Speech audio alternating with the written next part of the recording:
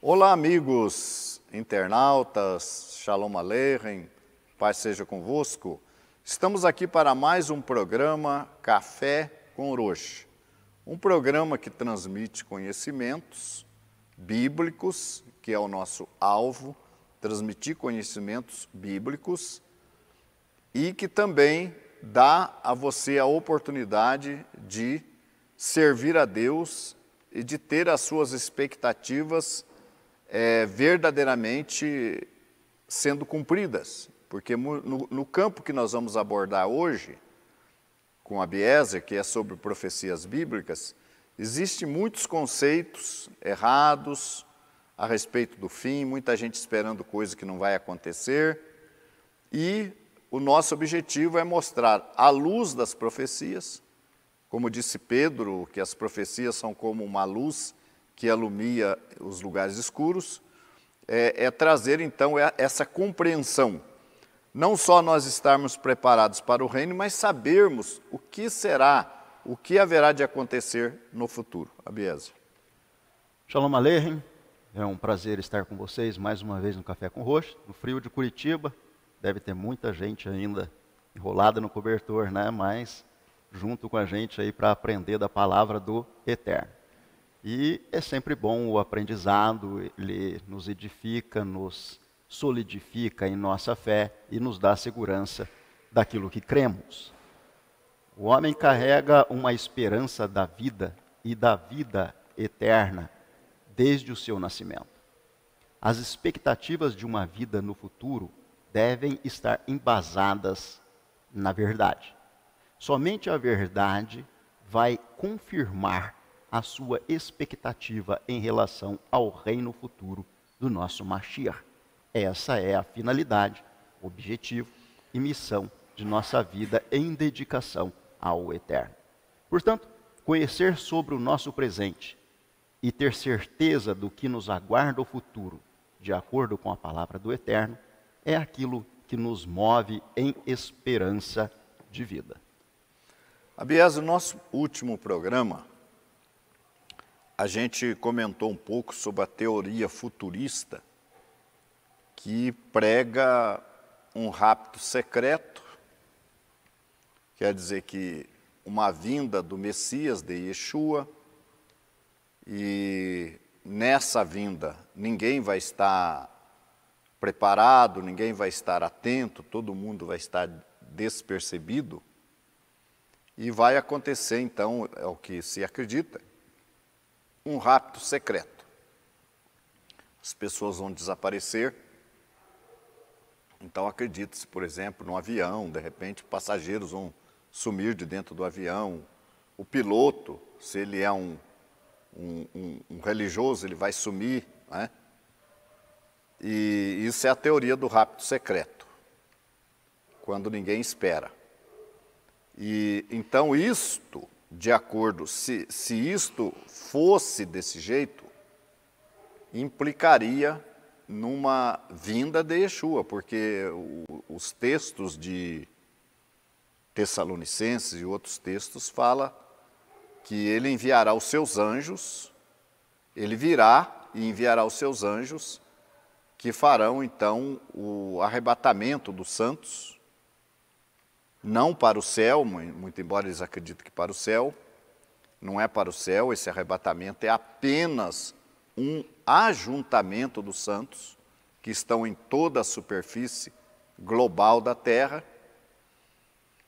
Então eles acreditam que haverá esse rapto secreto, isso aí vai acontecer, mas não é um rapto secreto, vai acontecer esse arrebatamento sim, esse ajuntamento sim, vai ocorrer, mas não é um rapto secreto.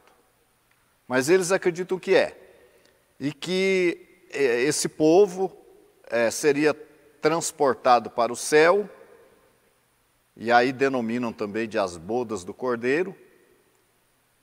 Esse povo passaria no céu 3 anos e meio, de acordo com algumas teorias, e com outras teorias, 7 anos no céu. Depois desse período de 3 anos e meio ou 7 anos, esses santos trasladados para o céu desceriam com o Yeshua à terra. Só que aí qual que é o problema? Aí nós teríamos então mais duas vindas de Yeshua. Uma para raptar e outra para vir reinar. Sendo que os escritos da Brit Hadashah falam apenas em uma única segunda vinda. Não é? E outros acreditam que quando houver esse rapto, esse arrebatamento, esse ajuntamento, os santos serão levados para o céu e passariam lá 1000 anos no céu. E depois viriam para a terra. Só que aí a implicância é pior ainda, porque 1000 anos no céu. 1000 anos no céu, a terra vazia, sem gente, os animais todos destruídos, mortos. Como é que nós podemos explicar isso aí? Pois é, todas essas teorias, elas não apresentam base na Escritura. Tanakh ou Brit Hadashah, não existe fundamento para tais teorias. A teoria do rapto surgiu a partir do ano de 1830 com Margaret MacDonald, na Inglaterra. Dentre aqueles chamados Irmãos de Plymouth, surgiu de Edward Irving, escocês nascido em 1732, se eu não me engano, e de lá se proliferou essa falsa doutrina do rapto secreto, de uma morada no céu por 7 anos, da manifestação futura do anticristo, o que não é bíblico, do anticristo fazendo um pacto com o povo judeu e passando a persegui-los depois de 3 anos e meio decorridos desse pacto futuro. Tudo isto é invencionice, criações de mente, que eu diria fértil, mas para o engano, para as ilusões, para as falsas interpretações. Assim como a crença do milênio no céu também, não existe nada disso na Bíblia. A promessa de Deus para o homem é o que está claramente em Salmo 115, verso 15 e 16. Os céus são os céus do Senhor, mas a terra deu a ele aos filhos dos homens. Eu sou mais, digamos assim, bondoso com a Margaret MacDonald, que em 1830 profetizou a vinda de Yeshua, Jesus, em 2 fases. Eu não acho que ela teve má intenção de enganar o povo. Como muitas pessoas, ela profetizou. Falou que ela teve uma visão que era assim, e os seus líderes lá, o Irving, começou a pregar isso aí, achou isso aí interessante, começou a pregar. Mas uma coisa importante que a gente tem que perceber aí, Abias, é que até o ano de 1830, os cristãos advindos da Reforma não acreditavam assim. Principalmente, por exemplo, na questão do anticristo, que o anticristo vem e reina aqui na terra durante os 3 anos e meio ou 7 anos, isso aí não. Os reformadores protestantes não acreditavam nisso. Eles acreditavam que o anticristo já estava sentado no trono de Roma, não que viria o anticristo. Então isso aí é uma montagem que foi feita depois da visão da Margaret MacDonald, que viu um rapto secreto, isso é dela, não é? E uma outra vinda de Yeshua que, então, para amenizar o problema disso aí, eles dizem que é a segunda vinda em 2 fases. Eles não chamam de 2 vindas, de 2 fases, para não caracterizar uma terceira vinda. Mas, na verdade, é uma terceira vinda, porque não tem negócio de 2 fases. Isso aí é uma criação, tá? Que não se apoia na Bíblia. Agora, o problema está em você crer errado.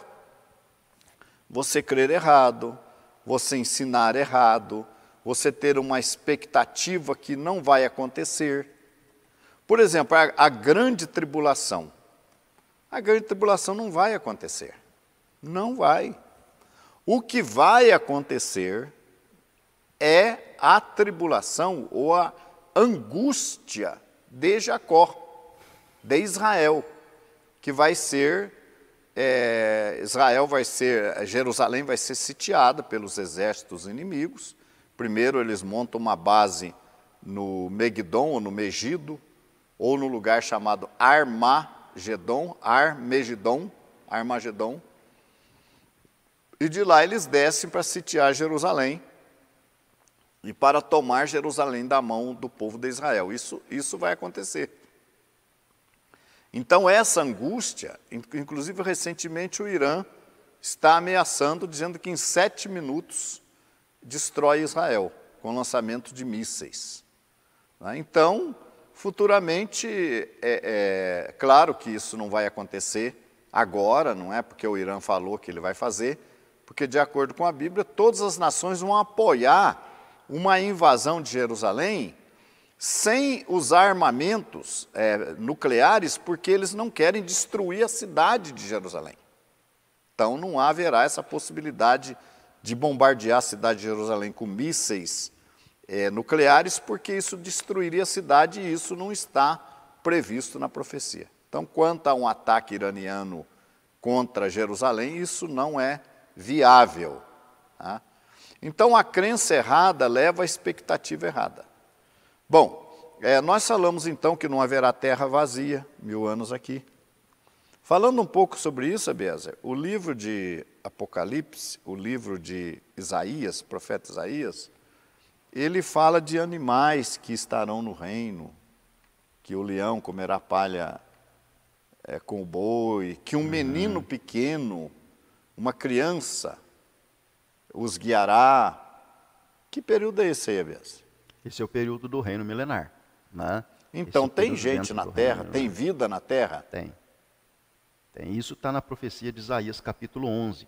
Morará o lobo com o cordeiro, o leopardo com o cabrito se deitará, o bezerro e o filho do né de leão pastarão juntos, um menino pequeno os guiará, a vaca e a ursa pastarão juntas. Então, são promessas de restauração, dentro da qual os animais voltam ao comportamento que tinham quando das condições edênicas. Ou seja, quando os animais foram criados, não existia ferocidade ou ataque selvagem de um animal para com o outro, buscando se alimentar. Posteriormente ao pecado é que os animais acabaram absorvendo o instinto de ferocidade e buscaram presas para se alimentar e se alimentam um dos outros. Antes do pecado, isso não era assim. Adão andava livremente entre os animais. Inclusive, o livro de Hebreus nos fala que o homem foi coroado de honra, de glória, de majestade, e a criação de Deus estava entregue nas suas mãos. O homem tinha o domínio de tudo, mas em função do pecado, ele acabou perdendo esse domínio, que há de ser restaurado no reino do Mashiach e Yeshua. Isto está no livro na carta de 1 Coríntios, capítulo 15. Você pode ver lá que já no começo do reino, Yeshua começa a eliminar a inimizade que existe entre os animais e até mesmo entre os homens. Todos os inimigos serão aniquilados nesse período de transição, o reino milenar a ser implantado sobre a face da terra. Disso também fala o profeta Daniel no capítulo 2, verso 34 e 35. Uma pedra que fere os pés da estátua esmiuça todos os reinos anteriores, se enche e faz um grande monte, ou seja, reino, também no verso 44 e 45 de Daniel, capítulo 2. Não são somente profecias, mas Yeshua e os apóstolos falaram do tempo da restauração deste reino. O céu contém Yeshua até o tempo da restauração de tudo, está escrito no livro de Atos. Abiezer, falando então aí desse tempo aí, a gente está dizendo que o reino milenar, haverá gente aqui na face da terra. Os santos, os salvos, eles vão reinar na terra, não é isso? De acordo com o Apocalipse, diz que serão reis e sacerdotes e reinarão com ele, os santos, na condição de como anjos. Sim. Não mais como carne e ossos, né, mas como anjos. Então, esses santos transformados e os mortos ressuscitados, eles já não se casam, não se dão em casamento. Então, eles são como anjos de Deus. Por isso que há necessidade de restar sobreviventes. Nessa destruição final aí do Armagedon, tem que restar sobreviventes aqui na face da terra. Esses sobreviventes, de acordo com o profeta Zacarias, fala desse restante também sobre a terra, né? Que haverá uma grande batalha. Eu vou ler também com vocês aqui, Apocalipse 11, que vai falar um pouco, ali a partir do versículo 15, Ebias, vai falar um pouco do restante, do momento, especificamente, do momento da entrega do reino, né? Eu acho que está aqui na mão, é Apocalipse 11, versículo 15, eu vou ler aqui. E tocou o 7º anjo a sua trombeta. Lembrando que Paulo aos Tessalonicenses fala que ao toque da trombeta, a última trombeta soará, né? Coríntios 15. Coríntios 15, e aos Tessalonicenses também fala, Sim, né? que mediante o toque da trombeta vai acontecer a ressurreição. A ressurreição. E Coríntios 15 fala que quando a última trombeta tocar, que é a 7ª, os mortos ressuscitarão e os que estiverem vivos serão transformados. 1 Coríntios capítulo 15. E Apocalipse, fazendo menção dessa última trombeta, diz aqui, e tocou o 7º anjo, que são 7 anjos, né? Então, esse 7º anjo é o último, né? A sua trombeta, e houve no céu grandes vozes que diziam, os reinos do mundo vieram a ser de nosso Senhor e de seu Machia, e ele reinará para todo sempre. Porque os reinos do mundo hoje não estão, digamos assim, no governo de Deus, estão no governo dos homens, das nações, dos ímpios, dos pecadores. Então eles fazem o que querem nesse reino. Mas aqui fala que chegou, né? Os reinos do mundo vieram a ser de nosso Senhor, do Senhor nosso Deus, e do seu Machia, e ele reinará para todo sempre. E os 24 anciãos que estão assentados em seus tronos, diante de Deus, prostraram-se sobre os seus rostos e adoraram a Deus, e dizendo, graças te damos, Senhor, Deus Todo-Poderoso, que és, que eras e que hás de vir, que tomaste o teu grande poder e reinaste. Então esse momento da vinda de Yeshua, que não tem 7 anos no céu e nem 1000 anos no céu, quando ele vem no toque da 7ª trombeta, ele já toma o comando dos reinos. E Yeshua, de acordo com o capítulo 15 de Coríntios, versículo 24 a 28, Yeshua ocupa o trono de Davi e começa o reinado de restauração da terra. Então o milênio é o reinado, é a última parte da restauração. Nós temos a restauração da congregação, da Querrilá, nós tivemos a restauração de Israel, começando aí em 1948, a restauração da Querrilá, a fé do primeiro século, que é o que nós chamamos de Techuvá, que está acontecendo, e agora nós temos a restauração do reino, já com Machia assentado no trono. Então não tem esse período de 1000 anos no céu, ou esse, digamos assim, esse 5º reino no céu, de 7, de 3,5 ou de 1000 anos, não tem. É direto, ele vem e já ocupa o trono, já toma o poder e já começa a reinar, como disse o versículo 17. Agora, como é que as nações vão reagir diante desta atitude de Deus de tomar o poder? Veja bem, não está escrito que as nações vão entregar o reino nas mãos de Yeshua numa boa, dizer, olha, está aqui o reino, Senhor, faze como tu queres, nós estamos aqui para te servir. Não, não é assim que elas vão entregar o reino. Como é que elas vão entregar o reino? Verso 18, Bess. Vão se irar. Então, iraram-se as nações, está escrito lá então em Apocalipse. E iraram-se as nações, e veio a tua ira. As nações estão iradas. E o tempo dos mortos, para que sejam julgados. E o tempo de dares galardão aos profetas, teus servos, e aos santos, e aos que temem o teu nome, a pequenos e a grandes, e o tempo de destruíres os que destroem a terra. Então está aí, olha aí, ó. Na ressurreição, essa ressurreição que vai ocorrer na vinda de Yeshua, é chamada de a primeira ressurreição. Quem ressuscita na primeira ressurreição? Os santos que estão mortos.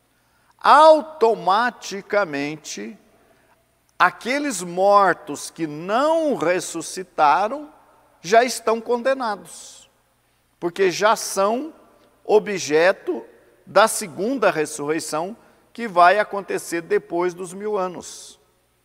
Depois dos 1000 anos, haverá a segunda ressurreição para os ímpios. Então, é o tempo do Eterno dar o galardão aos profetas, porque é o tempo do reino, de começar o reino e de começar o reinado de restauração. Sim, eu queria frisar 2 versos aqui que são importantes, entrelaçar esses versos, tá? Fazer uma amarração que é muito importante e conclusiva, só nessa passagem aqui de Apocalipse 11. Qual anjo toca a sua trombeta quando os reinos do mundo passam a pertencer ao Mashiach, e ele reinará para todo sempre? 7º anjo. Então, quando o 7º anjo toca a trombeta, é reinos do mundo e não do céu. Reinos do mundo passam a pertencer a Mashiach. E ele reinará para todo sempre. A partir dali ele já reina para todo sempre. Não existe nenhum intervalo entre a vinda de Yeshua e eventual manifestação de um outro poder político, a quem os religiosos chamam de anticristo. Então, o anjo toca a sua trombeta, é o 7º, e os reinos do mundo passam a pertencer a Yeshua, e ele reinará para todo sempre. O apóstolo Paulo fala na sua carta, em 1 Coríntios capítulo 15, que, mediante o toque, a gente vai voltar aqui, mediante o toque da última trombeta, deixa eu só verificar o verso, se é 51 ou 52. A gente já verifica aqui. Enquanto o ABS procura ali, seria o momento ideal vocês colocarem as suas perguntas. Veja bem, eu prefiro que vocês coloquem as perguntas todas juntas, porque para nós aqui fica difícil localizar as perguntas. São muitos. Nós temos 70 pessoas conectadas no momento. Não esqueça de dar o joinha aí, né? Só tem 37. E de se inscrever no canal, né? Inscrição, se inscrever, tá? Mas veja bem, vocês poderiam agora fazer as perguntas, todos que têm perguntas, fazer agora. Repita sua pergunta, não tem problema. E a gente vai pegar a sequência dessas perguntas e vamos procurar, então, encaixar a resposta. O programa Café com Orochi, ele visa trazer esclarecimento e conhecimento. 1 Coríntios capítulo 15, verso 50, 51 e 52. E agora vos digo isto, irmãos, que a carne e o sangue não podem herdar o reino, nem a corrupção herda a incorrupção. Eis aqui vos digo um mistério. Na verdade, nem todos dormiremos, mas todos seremos transformados. No momento, no abrir e fechar de olhos, ante a última trombeta. Porque a trombeta soará, e os mortos ressuscitarão incorruptíveis, e nós seremos transformados. Porque convém que isto que é corruptível se revista da incorruptibilidade, e o que é mortal se revista da imortalidade. Fazendo um link lá com o Apocalipse capítulo 15, capítulo 11, verso 15, o 7º anjo toca a sua trombeta. Reinos do mundo passam a pertencer a Yeshua. Começa o reino. Ele reinará para todo o sempre. E aí o verso 18, iraram-se as nações, veio a tua ira, o tempo dos mortos, ou seja, tempo da ressurreição, né? Para que sejam julgados, tempo de dares galardão, olha aí, galardão a quem? Aos profetas, teus servos, aos santos, aos que temem o teu nome, pequenos e grandes, tempo de destruíres os que destroem a terra. Existem religiosos que dizem que a terra vai ser queimada e destruída. Mas aqui nos mostra que no toque da 7ª trombeta, quando os santos, os profetas, os servos de Deus vão receber a recompensa, portanto a ressurreição, é também o tempo de destruir quem destrói a terra. Então, por que Yeshua cuidaria em destruir aqueles que destroem a terra, se a terra fosse para ser queimada? Não faz sentido nenhum. Portanto, quando os reinos do mundo passam a pertencer a Yeshua e se entregam a Yeshua com resistência, porque essas nações ficam iradas, quando acontece a ressurreição, o reino de Yeshua se estabelece para todo sempre sobre a terra. Aliás, o Michel Lima, lá de Cascavel, Ceará, Cascavel no Ceará, né? Ele diz assim: não entendi bem essa questão de ser como os anjos. Isso quer dizer que os salvos ressurretos não terão corpo físico? Então, eu respondi para ele 2 linhas abaixo. Ele falou, sim, estava confuso. Aí eu respondi para ele aqui no Tem corpo, no próprio, claro, né? Corpo como sim, mas dos o anjos. corpo é incorruptível. Incorruptível, como dos anjos, como o de Yeshua, que aparece depois, né, da ressurreição, e Yeshua já está com o seu corpo, mas é um corpo, mas é incorruptível. Sim. Né, é como os anjos. Né? Imortal, incorruptível. Então terão, né? Sim. Agora, ontem na nossa prédica, se vocês puderem assistam a nossa prédica, tanto do Shacharit como da tarde, a gente estava explicando uma coisa que ninguém explica. E isso são detalhes importantes. O período de transição. Veja bem, a gente explicou ontem a transição dos discípulos, debaixo do sacerdócio levítico, arônico, contribuindo com seus dízimos para os sacerdotes, seus deveres que a Torá manda, obviamente, ensina. E depois, quando Yeshua estabelece os seus 12 apóstolos, e a partir de Atos eles começam a governar, então há uma transição para a nova aliança. E a gente procurou ali dar detalhes como é que ocorreu essa transição do sacerdócio arônico, levítico, para o sacerdócio de Melquisedeque, que é o sacerdócio de Yeshua. Agora aqui tem um fato curioso. O pessoal que fala, Bezer, que os santos vão passar 7 anos no céu, vamos pegar esse pessoal aí, que acredita assim, eles entendem que quando houver o rapto, muitos crentes não vão ser raptados, entende? Então até pregam, e você vai querer ficar, e se você ficar, como é que vai ser? E eles ensinam mesmo que alguns vão ficar, alguns dos santos, que eles entendem que não estavam preparados no momento do rapto, vão ficar aqui. Aí ocorre o reinado do anticristo aqui na terra, aí Yeshua vem e destrói o anticristo, né? Yeshua vem, depois dos 3 anos e meio, dos 7, destrói o anticristo. Agora, como é que ficam essa continuidade do reino? Eles não explicam isso. Quem que vai populacionar a terra? Quem que vai ficar aqui para encher a terra? Esses crentes que não foram salvos, eles vão ser transformados depois que os seus irmãos ficaram no céu 7 anos, 3 anos e meio? Ou eles vão continuar na terra em carne e ossos? Quem vai sobreviver na terra? Então não tem explicação. Essa transição, eles não dão explicação dessa transição. E eu gosto de procurar entender justamente a transição, como é que isso vai ocorrer. Né? Nós ensinamos que os que sobreviverem ao Armagedon não serão os santos, não serão salvos, não serão nada, serão homens. Homens que até são contrários. Eu vou ver se eu encontro aqui no Zacarias, capítulo 14, falando com respeito a esses que irão contra Jerusalém. Está aqui no capítulo 14 de Zacarias, verso 2, porque eu ajuntarei todas as nações para a peleja contra Jerusalém. E a cidade será tomada, e as casas serão saqueadas, e as mulheres forçadas, e metade da cidade sairá para o cativeiro, mas o resto do povo não será expulso da cidade. Então vai ter ali um restante do nosso povo judeu, nosso povo de Israel, que permanecerá na cidade de Jerusalém, inclusive, que não será destruído nesse cerco. E o Senhor sairá e pelejará contra estas nações, como no dia em que pelejou, no dia da batalha. E naquele dia estarão seus pés sobre o Monte das Oliveiras, que está defronte de Jerusalém, para o oriente e para o ocidente. Agora veja o verso 16. E acontecerá que todos os que restarem de todas as nações que vieram contra Jerusalém. Então esses que restaram são do quê? São das nações que vieram vieram contra Jerusalém. Então isso aqui não é gente a favor de Israel, isso é contra.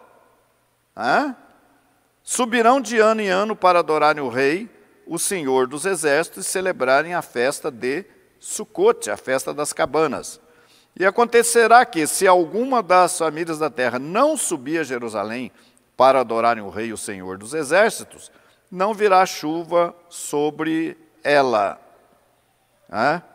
E se a família dos egípcios não subir nem vier, virá sobre eles a praga com que o Senhor ferirá as nações que não subirem para celebrar a festa de Sucote.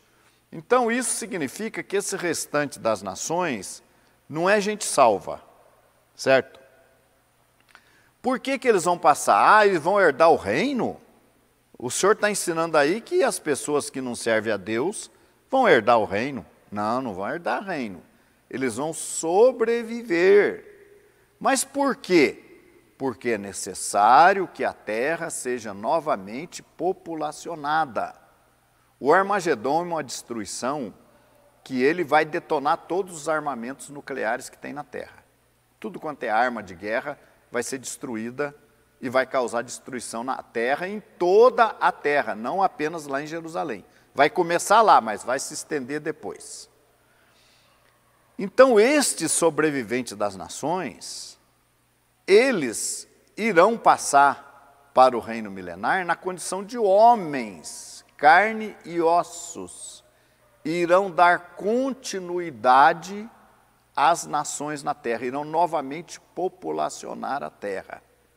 Mas como eles não aceitaram, neste tempo que nós estamos vivendo, que ainda é considerado o tempo dos gentios, da salvação para os gentios, de acordo com Romanos 11, até que a plenitude dos gentios haja entrado, esse é o tempo deles. Como eles não aceitaram o plano de salvação de Deus, eles passaram para o milênio para populacionar a terra, eles deverão morrer dentro do período milenar.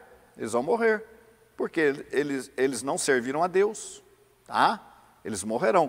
Pode ser que eles vivam mais tempo, devido a não ter mais o pecado na terra, Satanás estar preso, e Yeshua estar no governo, eles poderão ter um período de vida mais longo, mas irão morrer. Agora, os filhos deles, os filhos desses sobreviventes, que nascerem no período do reino milenar, já dentro do reino milenar, eles não têm nada a ver com esta era pecaminosa passada.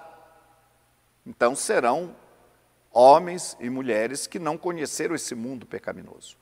Estes terão a possibilidade de viver eternamente.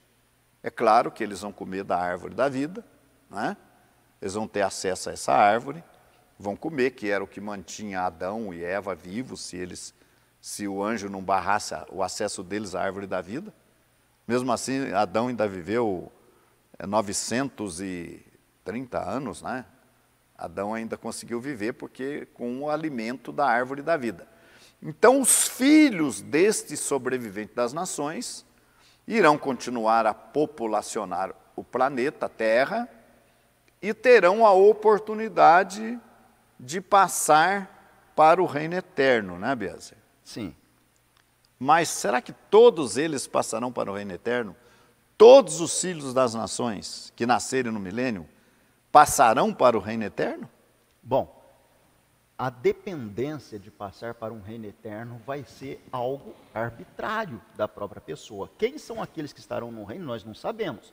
A palavra dos profetas nos fala que são homens de todas as nações que vierem e guerrear contra Jerusalém, né? E por que isso? Deus não formou a terra, o profeta Isaías fala no seu livro, no capítulo 45, no verso 18, ele diz: porque assim diz o Senhor que tem criado os céus, o Deus que formou a terra.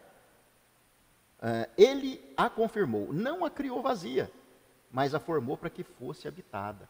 Né? Isso são palavras do profeta Isaías. O profeta Isaías também, ele diz o seguinte, no capítulo 6, ele fala que a terra está contaminada por causa de seus moradores. Deixa eu ver se eu acho aqui, é importante. Vai ter sim sobrevivente, Isaías 24, Isaías capítulo 24. Já chegaram aqui algumas perguntas, nós vamos Bastante, estar... né? Vou só ler isso aqui, a gente pode responder. Tem respondendo. várias aí já, né? Na verdade, a terra está contaminada, Isaías 24, por causa dos seus moradores. Porquanto, por que a terra está contaminada? Porque eles têm transgredido Torá, têm mudado o estatuto, têm quebrado a aliança eterna. Estes homens contaminam a terra. Por isso a maldição consome a terra e os que habitam nela serão desolados, por isso serão queimados os moradores da terra. Desses que serão queimados, poucos homens restarão. Ou seja, são homens que não experimentaram ou não se voluntariaram à obediência da Torá e se dedicaram à quebra dos estatutos e mudança da lei de Deus. Por conta disso a terra está contaminada. A terra sim será queimada, mas poucos homens restarão. Estes serão os sobreviventes de todas as nações que adentrarão o reino milenar para receber da parte do povo de Israel as mensagens da Torá. Mas a minha pergunta, acho que o Abiezer não entendeu. A minha pergunta é o seguinte, Abiezer.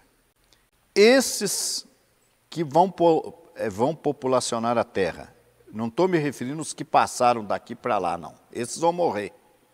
Esses passam daqui para o reino, mas morrem, certo? Eles vão morrer. Eles vão viver um tempo no reinado de 1000 anos de Yeshua, vão ter filhos, esses filhos deles, que nasceram no milênio, vão viver os 1000 anos. Condicionados à obediência, né? Condicionados, fala mas... que o jovem de 100 anos morrerá, não haverá velho que não cumpra os seus dias. Mas ele pode viver todo o período milenar. E a ele pode. inclusive. E desses que nasceram no milênio, que vão viver os 1000 anos, todos eles vão passar para o reino eterno. Todos eles vão passar. No final do milênio, nos diz o livro de Apocalipse, Satanás, que está preso, sai para enganar as nações. Que nações? São essas nações que viveram durante o reino milenar. Que populacionaram. Isso, e está escrito em Apocalipse, lá no capítulo 20, que muitos serão enganados. Destes que serão enganados, estes enganados serão destruídos, mas os não enganados atravessarão em vida para a eternidade. Então, isso é importante deixar claro para vocês. Que quem vai passar para o reino eterno, não estamos falando em milênio mais, gente. Ó, milênio é o período de restauração da terra, tá? Terminou o milênio, Satanás é lançado no lago de fogo, depois dele tentar enganar as nações, os demais mortos ressuscitam, passam pelo julgamento e são todos lançados no lago de fogo. Quem passa para o lado de lá? Porque aí vai descer do céu a Nova Jerusalém, simbolicamente significa que Deus vai estabelecer o governo dele aqui na terra, não é? Ele vai receber o reino de Yeshua, e Yeshua vai entregar o reino ao Pai, purificado. Olha aí, Pai, aqui está o reino, né? Que tu colocaste nas minhas mãos, que Adão entregou nas mãos de Rassatã e que eu resgatei e estou entregando nas tuas mãos hoje. É isso no final do milênio. Então esses que não aderirem, o Abiezer falou que no final do milênio Satanás vai ser solto da sua prisão. Essa prisão, obviamente, é uma prisão no sentido espiritual. Satanás não tem como agir no período milenar, nem ele, nem os anjos dele não terão como agir. No fim do milênio ele é solto. E ele sai para colocar à prova essas nações que viveram num governo de justiça, de santificação, de prosperidade. Ele vai sair para fazer a proposta dele. E é onde ele vai quebrar a cara, literalmente, porque não vai ser o que ele espera. Ele espera convencer todo mundo de novo para ele e isso não vai acontecer. Apenas uma parte vai aderir à sua prédica. E nessa parte que vai aderir à prédica de Rassatã, obviamente são aqueles que viveram no período milenar, que vão negar o que eles receberam de Deus e vão pecar. Então esses serão destruídos juntamente com Satanás. Mas os que não aderiram à prédica de Hassatã no fim do milênio, esses vão passar para o reino eterno. Então esses vão contemplar a descida da cidade santa dos céus, Deus recebendo o trono das mãos de Yeshua.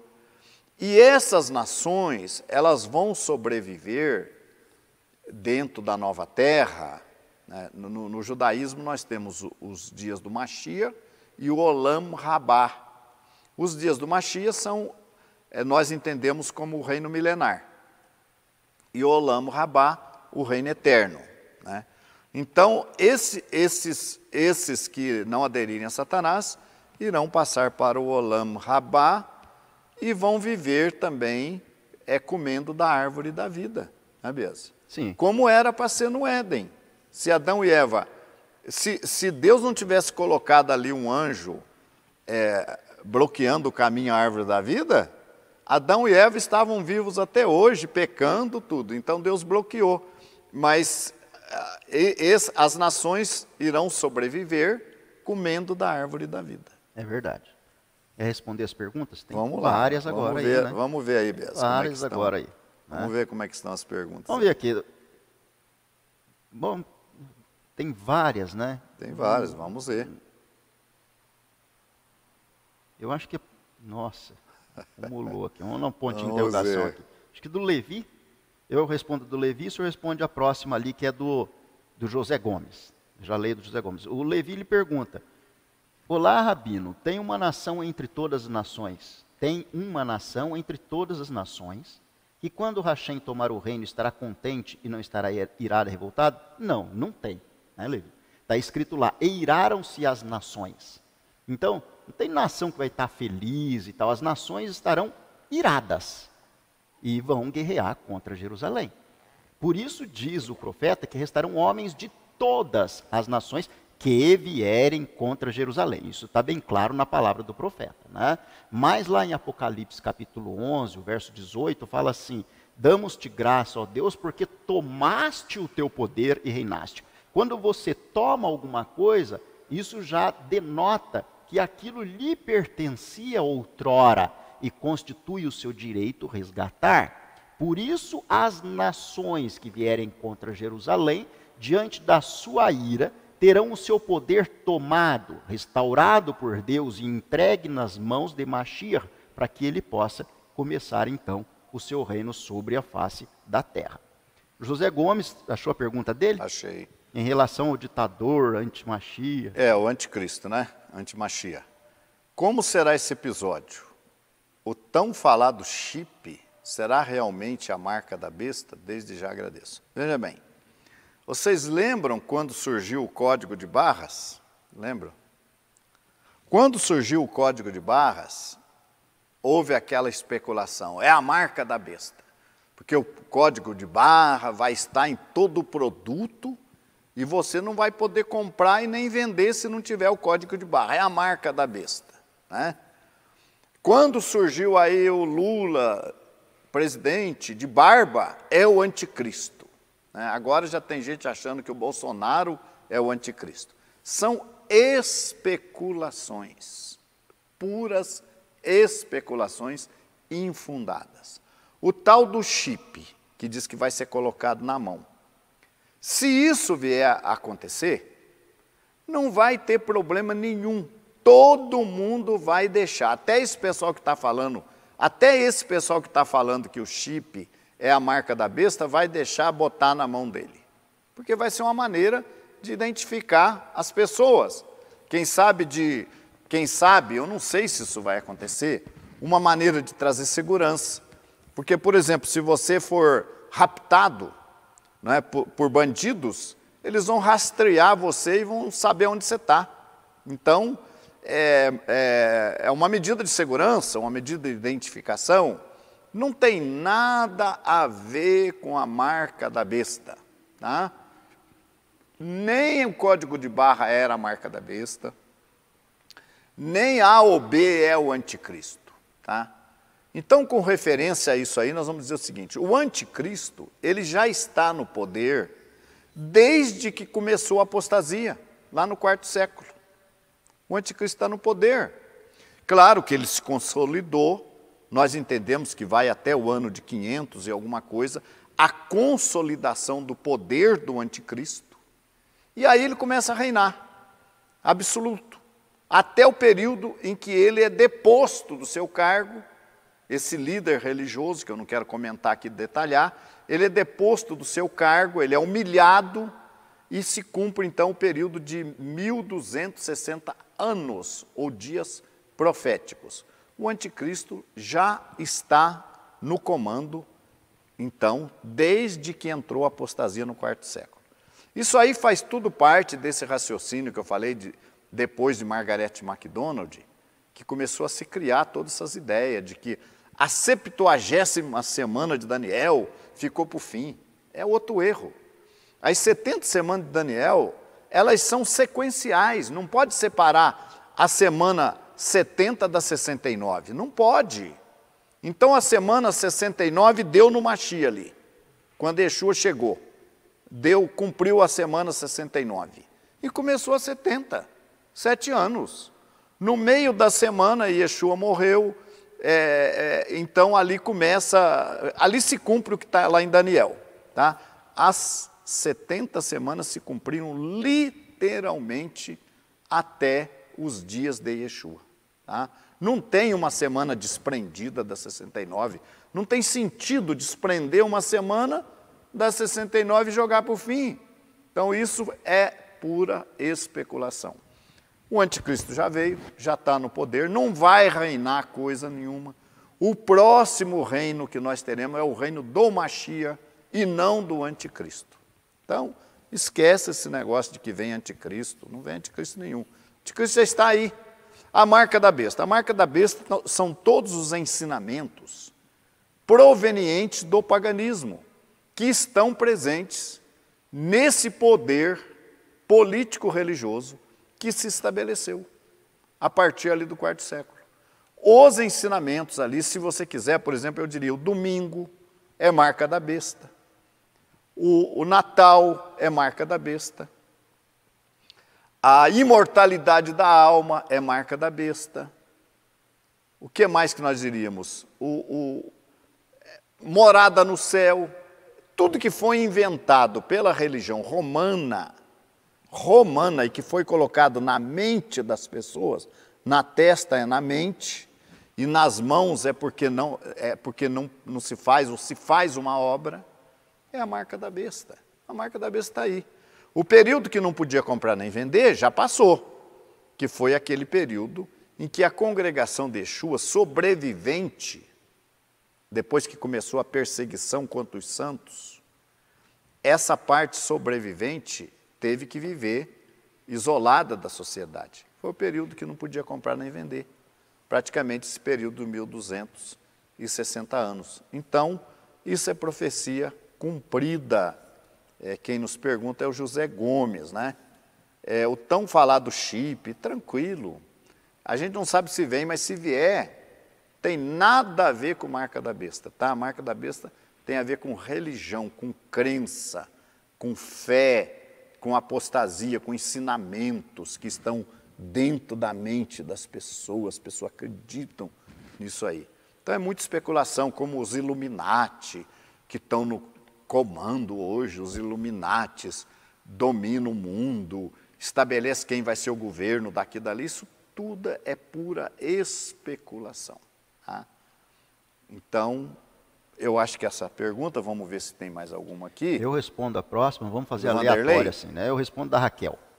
Raquel, na segunda ressurreição todas as pessoas serão imortais? Não. A segunda ressurreição, o livro de Apocalipse capítulo 20, verso 5º, Raquel, e verso 6º diz: bem-aventurado e santo é aquele que tem parte na primeira ressurreição. Sobre estes não tem poder a segunda morte, mas serão sacerdotes de Deus e de Cristo. Tá? Então, a primeira ressurreição é para o salvo.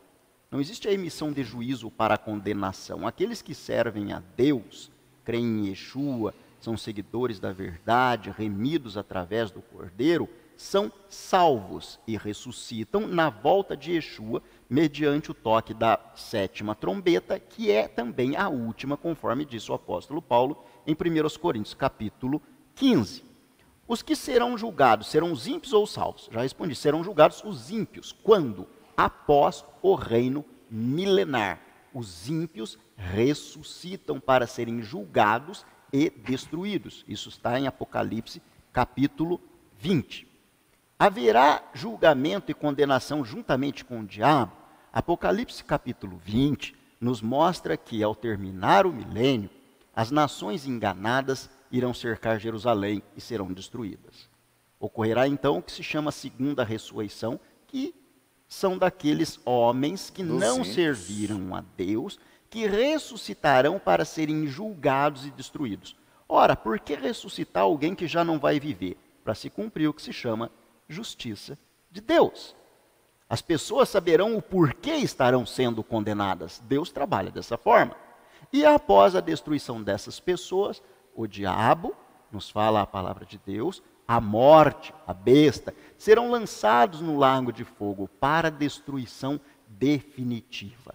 A partir dali, então, com a descida da Nova Jerusalém, que por nós é esperada, está no livro de Filipenses, capítulo 3, verso 20, nós teremos o Olam Rabá, com os salvos administrando o reino e nações sobreviventes servindo a Deus para a eternidade, propagando a espécie e vivendo entre os animais num reino de paz. Como era para ser no Éden, né?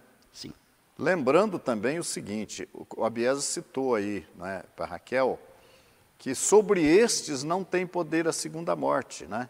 Bem-aventurado e santo aqueles que têm parte na primeira ressurreição, na vinda de Yeshua. Sobre estes não tem poder o quê? A segunda. Ou seja, sobre os outros que vão ressuscitar na segunda, tem poder a segunda morte. Então, veja bem, falando sobre a segunda morte, eu tenho uma explicação. Quando nós passamos pela Tevilá, pelo batismo, o que acontece? O batismo não é considerado morte, sepultamento e ressurreição com Mashiach? Não é assim que nós entendemos? Que a imersão é morte, quando a gente abandona o pecado, se arrepende, passa a cumprir Torá, na verdade, a gente é batizado. Morte, sepultamento nas águas. Quando sai das águas, ressurreição com Yeshua. Então isso aí é uma morte. Então nós que servimos a Deus, já passamos por uma segunda morte que aconteceu primeiro, tá? A morte pelo pecado, nós já passamos por ela no ato da Tevilá, no ato do batismo, entende? Então nós não precisamos morrer pelo nosso pecado, já passamos por ela com Yeshua. A morte de Yeshua foi no nosso lugar e nós morremos com ele. Agora os ímpios que não servem a Deus, eles vão morrer a morte física, que é a primeira morte, e vão morrer a segunda morte, a morte espiritual, que é a morte em consequência dos seus pecados. Os justos, os santos, os salvos, não sofrerão o dano da segunda morte. Eles já passaram pela morte, pelo pecado, mediante a Tevilá. E os demais serão mortos. Ao serem lançados no lago de fogo e enxofre, que é chamado de a segunda morte, esses ímpios desaparecerão. Convém frisar aqui que não haverá um sofrimento eterno, que a pessoa vai cair no lago de fogo, a gente vai estar reinando com Mashiach e ele lá queimando, por toda a eternidade queimando. Isso não vai acontecer. O fogo é eterno, mas a pessoa não é. Então, de acordo com os seus pecados, é claro que certamente haverá um prazo de que ele passará nesse lago de fogo, menos ou mais, né? Isso aí não está em questão, mas o fogo não vai queimá-lo eternamente. Tá? E a própria morte também será lançada no lago de fogo. Não é isso, Abiesa? É isso mesmo. Bom, deixa eu ver aqui que temos mais perguntas aqui. Deixa eu voltar lá. O Wades Birmeyer Oliveira, que vive lá na Alemanha, né? Eu acho que eu espero ter pronunciado o nome dele corretamente, ele está sempre com a gente aqui acompanhando os programas, né? Então podemos colocar o chip no braço. Aqui na Alemanha eles já querem colocar em nós. Como a gente tem dito, a tecnologia ela tem avançado de uma forma, né, que não existe freio. O que se aprende hoje, o que se aprendeu ontem, hoje já não é mais atualidade, tá? Dessa forma aí, né? Mas, Wade, sim, a chip implantado na mão, chip implantado no braço, não tem nada a ver com marca da besta, né? Poderia ser, digo eu, não como conhecedor de fatos, que é mais um implemento da tecnologia de modo a identificar, rastrear com facilidade o ser humano. A tecnologia trabalha dentro dessas circunstâncias. Mas a marca da besta, na testa ou na mão, já se cumpriu há muito tempo e tem se cumprido até os dias atuais, fazem referência às falsas doutrinas do paganismo, disseminadas por aqueles que trazem no coração e na mente estas inverdades. Vamos ver o que mais aqui, tem mais pergunta. Tem alguém aqui que pergunta, o terceiro templo vai ser reconstruído? Vai. Ele pergunta qual que é a passagem bíblica que fala o terceiro templo. Malaquias. E o terceiro templo construído? Malaquias fala da reconstrução, Zacarias, né? Deixa eu ver aqui, Zacarias. Vai falar que Yeshua, ele vai reconstruir o templo. A reconstrução do templo não vai ser como está se prevendo aí, que os judeus vão reconstruir, estão reconstruindo. Isso aí está fora de cogitação. Quem vai construir o templo é Yeshua. Sem falar também que no reino eterno, a nova Jerusalém será implantada, será o templo de Deus. Então, o terceiro templo, deixa eu ver aqui, é 6:12, e fala-lhes, dizendo, assim fala e diz o Senhor dos Exércitos, eis aqui o homem cujo nome é Renovo, ele brotará do seu lugar e edificará o templo do Senhor. Ele mesmo edificará o templo do Senhor e levará a glória e assentar-se-á e dominará no seu trono e será sacerdote no seu trono, e conselho de paz haverá entre ambos. Está em Zacarias capítulo 6, versículo 12 e 13.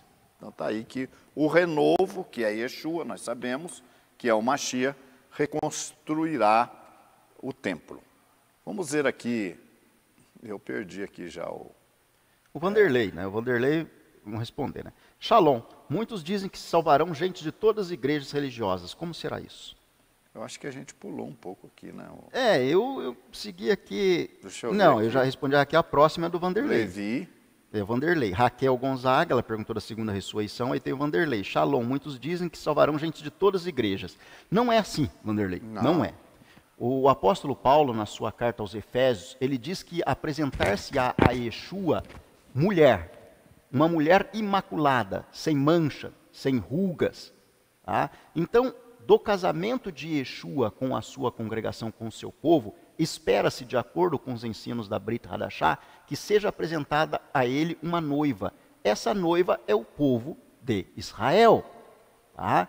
Se Deus houvesse permitido, ou se permitisse, coletar crentes de todas as religiões, seria um Deus confuso, porque as religiões manifestam doutrinas e pensamentos diferentes.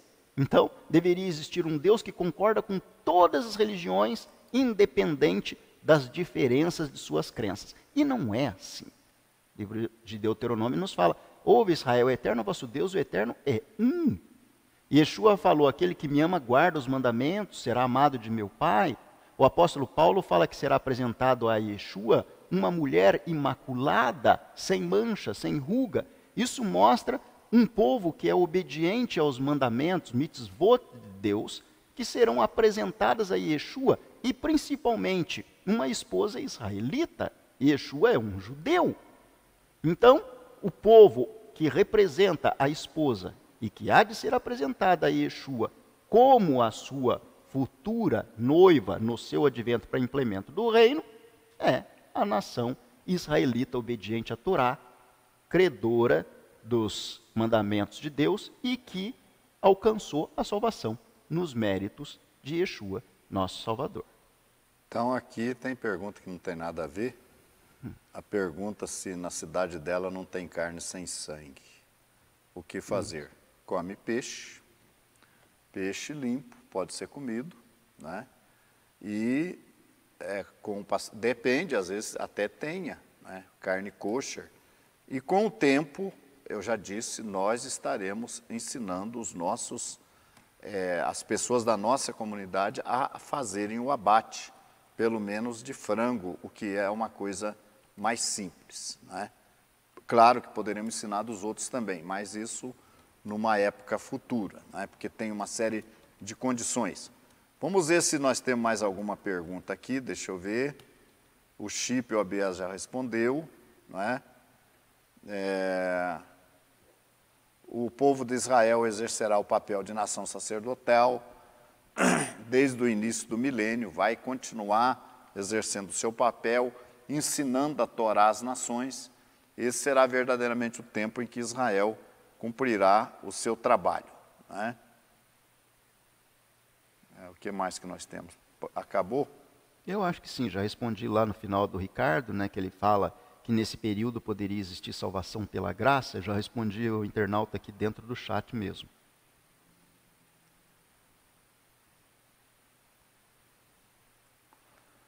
Quando o Michael, a morte ser lançada no lago de fogo, significa que o Olam Rabá não haverá morte. Exatamente, não haverá.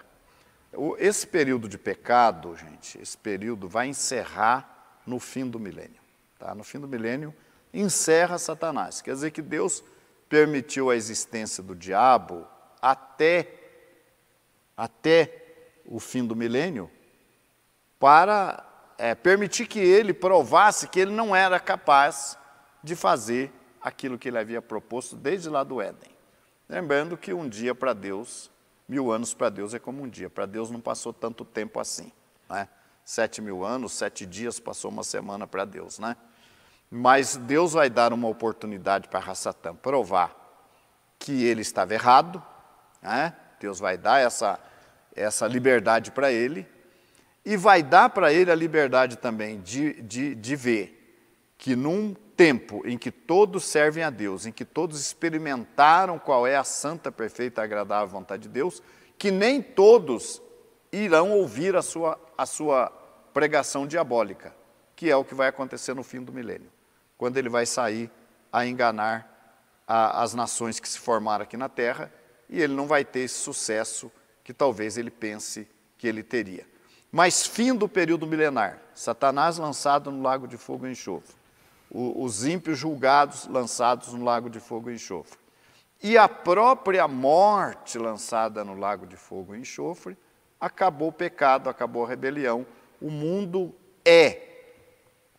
então, o que era para ser no Éden, se não houvesse entrado o pecado. Tem mais algum comentário aí, Bess, sobre profecia? O Michel, não entendi bem a pergunta que ele quis, não foi bem específico, mas vou responder aqui o que eu entendi, tá? Michel Henrique. O pai não está no céu com o filho? Sim, está no céu com o filho, mas a resposta é simplesmente isso, sim está. Mas chegará o tempo em que Yeshua vai deixar o céu para vir à terra eu vou ler o seu reino. Coríntios 15 aqui, Bias, então, que eu acho que é oportuno nesse momento. 1 aos Coríntios 15, verso 24. Vamos ver aqui.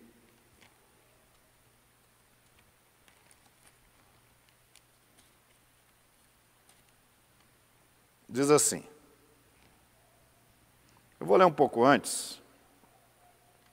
Vou ler aqui do verso 21. Porque assim como a morte veio por um homem, também a ressurreição dos mortos veio por um homem, Yeshua, né? Porque assim como todos morrem em Adão, assim também todos serão vivificados em Mashiach, mas cada um por sua ordem. Mashiach, as primícias, que ressuscitou primeiro, né? Depois os que são de Mashiach na sua vinda. Depois virá o fim, quando tiver entregado o reino a Deus, ao Pai, e quando houver aniquilado a todo o império e toda a potestade e força. Porque convém que reine até que haja posto a todos os inimigos debaixo dos seus pés. Ora, o último inimigo que há de ser aniquilado é a morte. Porque todas as coisas sujeitou debaixo dos seus pés. Mas, quando diz que todas as coisas lhe estão sujeitas, claro está que se excetua aquele que lhe sujeitou todas as coisas. E quando todas as coisas lhe estiverem sujeitas, também o mesmo Filho se sujeitará àquele que todas as coisas lhe sujeitou, para que Deus seja tudo em todos. Então, qual é o papel de Yeshua? Restaurar o reino, né? Yeshua veio para dar a vida que a morte tirou, né? Através do arrependimento, do nosso conserto, da nossa obediência a Deus. Nós passamos pela Tevilá, que é muito importante que vocês até alertam aí, que não é qualquer batismo, gente. Teve uma pergunta aí se pessoas de todas as igrejas vão se salvar. Isso não existe. Ó. Não existe todas as igrejas. Existe o povo de Deus, qualificado, enxertado na oliveira. O povo de Deus qualificado, enxertado na oliveira. Vamos esquecer nomes, tá? E que cumpre Torá. É esse povo que é o povo de Yeshua, tá? Então, o que vai acontecer? Esse povo faz parte, eu me perdi um pouco na pergunta dele, né? Que ele pergunta se todas as igrejas, então se tornam parte desse povo. Aí entramos no reino, né? Somos transformados, ressuscitamos, transformados, entramos no reino, na condição espiritual como anjo de Deus. Há até quem diga que esse salvo substitui os anjos caídos. Bom, isso é um outro raciocínio, né? Os anjos que pecaram. Mas os salvos formarão, então, parte do governo espiritual do reino. O povo de Israel reinando na terra. Então, entra o reino milenar. Então, o papel de Yeshua é trazer de volta ao homem, trazer o reino de volta. Por isso que Coríntios 15 fala que a morte veio por um homem, a ressurreição veio por um homem, que é Yeshua. Então, Yeshua veio resgatar aquele reino, aquele paraíso perdido, para o paraíso edênico do jeito que ele era.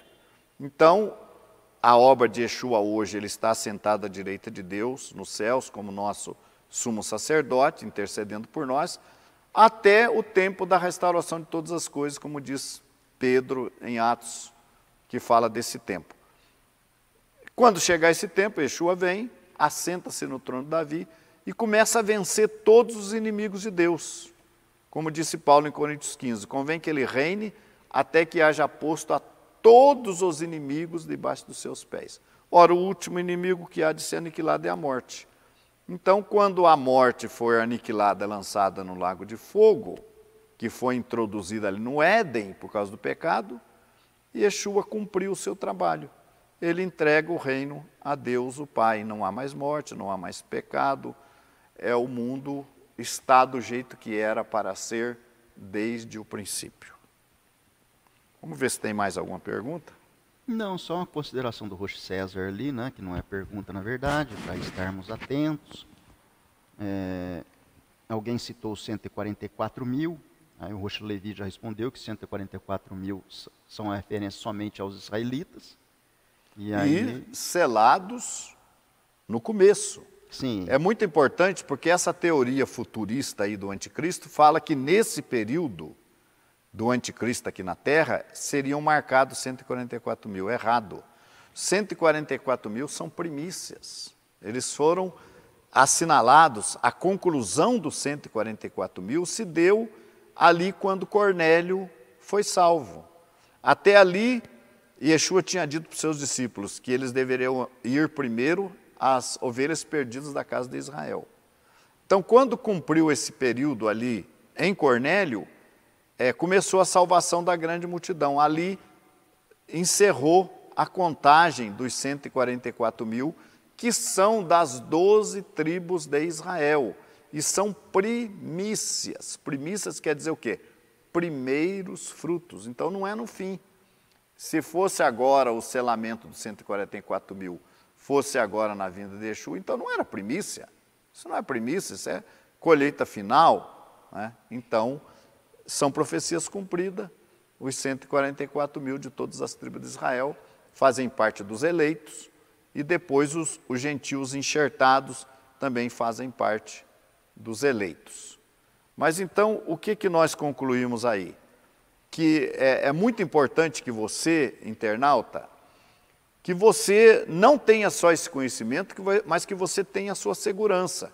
Então, quando eu falei aqui, batismo não é qualquer batismo.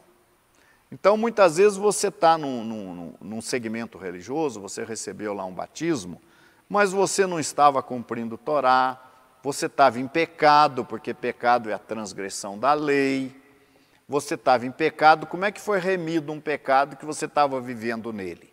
Não foi. Muitas vezes a pessoa que fez o seu batismo, que fez a sua tevilá, também não cumpria a Torá, também estava transgredindo a Torá, então ele não estava qualificado para batizar ninguém, sendo que ele também estava ainda em pecado. Então não é qualquer batismo, não é? Não é estar em qualquer lugar que vai garantir a você isso aí.